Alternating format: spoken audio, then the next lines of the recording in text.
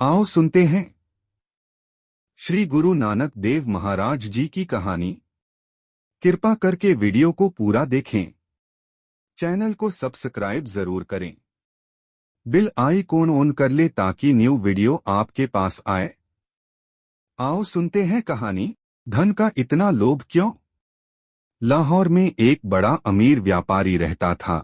उसका नाम था दुनीचंद। उसे अपने धन का बड़ा घमंड था। उसने अपने पिता का श्राद्ध करने की बड़े जोर शोर से तैयारी की।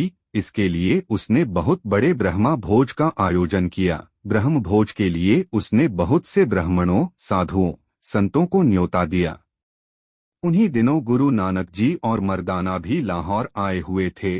जब दुनीचंद को यह मालूम हुआ कि गुरु नानक जी इस नगर में आए हुए हैं, तो बड़े आदर से न्योता देने गया। वह बोला, गुरुजी, मैं अपने पिता का श्राद्ध कर रहा हूँ। इस अवसर पर मैं बहुत से ब्राह्मणों, साधुओं, संतों को भोजन करा रहा हूँ।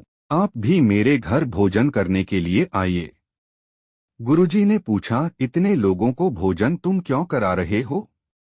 दुनीचंद ने कहा, गुरुजी, पुरोहित लोग कहते हैं कि जो पुण्यदान मैं यहाँ करूँगा वह परलोक में बैठे मेरे पितरों को मिलेगा। जो भोजन मैं ब्राह्मणों को दूंगा उससे परलोक में बैठे मेरे पिता की भूख मिटेगी। गुरु नानक जो उसकी बात सुनकर मुस्कराए और उसके साथ हो लिए। जब गुरुजी और मर्दाना दुनीचंद की हवेली पर पहुंचे तो उन्होंने देखा कि हवेली के दरवाजे पर बहुत सी झंडियां लटकी हुई हैं।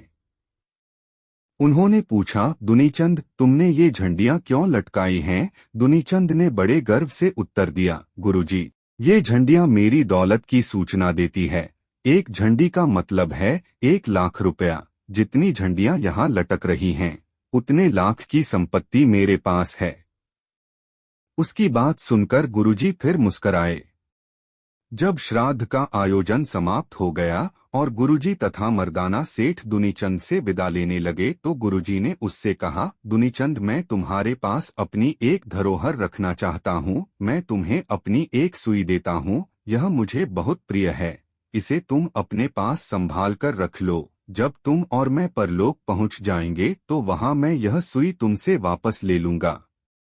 उनकी बात सुनकर दुनीचंद बड़ा चकराया। वह सोचने लगा, परलोक में तो साथ में कुछ भी नहीं जाता, फिर यह सुई मैं कैसे ले लाऊंगा? वह बोला, गुरुजी, आपकी बात मेरी समझ में नहीं आई। जब मैं मरूंगा तो मेरी देह भी चिता में जल जाएगी। मेरी आत्मा के सिवा परलोक में कुछ भी नहीं जाएगा। फिर आपकी सुई भला मैं कैसे वहां ले जाऊंगा? देखो, अभी तुम कह रहे थे कि जो भोजन तुम यहाँ पुरोहित को खिला रहे हो वह परलोक में तुम्हारे पिता के पास पहुंच जाएगा। जी गुरुजी, दुनीचंद बोला। गुरुजी ने कहा, जब एक छोटी सी सुई परलोक नहीं जा सकती तब इतना भोजन परलोक में बैठे तुम्हारे पिता को कैसे मिलेगा? गुरुजी ने उसे समझाते हुए कहा, मेरे भाई, भूखों को भोजन कराना, गरीबों की सेवा करना बहुत अच्छी बात है, परंतु पुरोहितों को इस उम्मीद से भोजन कराना कि वह तुम्हारे पितरों के पास पहुंचेगा, निरा भ्रम और अंधविश्वास है। सेठ दुनीचंद बड़े ध्यान से उनकी बातें सुन रहा था। गुरुजी ने फिर कहा, तुम्हें अपने धन का बड़ा अभिमान है, परंतु तुम स्वयं कहते हो कि मरने के बाद साथ नहीं जाता। जब तुम यहाँ से एक छोटी सी सुई भी अपने साथ नहीं ले जा सकते तो अपने धन का इतना मान क्यों करते हो? गुरुजी की बातें सुनकर दुनीचंद के अंदर की आंखें खुल गईं। उसे अपने धन, अपने अभिमान की निरर्थकता का पता लग गया। उसने गुरुजी के चरणों पर झुककर कहा, गुरुजी, मुझे बताइए कि मैं क्या करूं? अपने धन का सदुपयोग करो, इससे निर्धनों की सहायता करो, इसे लोक कल्याण के कामों में लगाओ। दुनीचंद ने ऐसा ही किया।